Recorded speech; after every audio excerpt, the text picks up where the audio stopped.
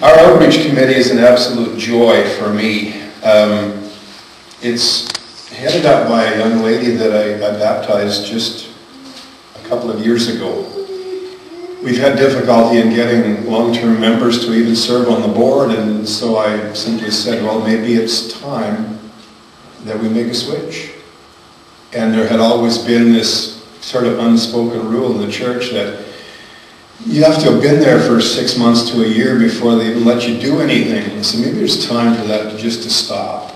And maybe we just need to put people there that have a willing heart. This lady is from Switzerland, an immigrant to the country. In her home country, nobody goes to church unless they are very old or crazy. And she said, I'm not old and I'm not crazy, so what does that leave me? She only gave her life to Christ, I would say 5 years ago.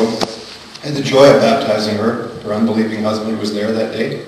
And she speaks with a very heavy French accent, and it's absolutely delightful. But what's coming out of this woman is an incredible sense of what outreach really means, and it's changed the whole picture of our outreach committee. They've just tossed aside everything.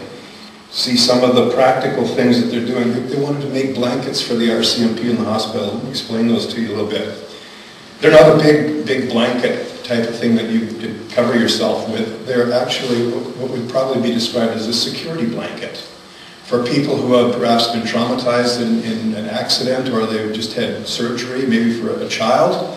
They're knotted together by hand, a couple of pieces of cloth, and they're only about this big.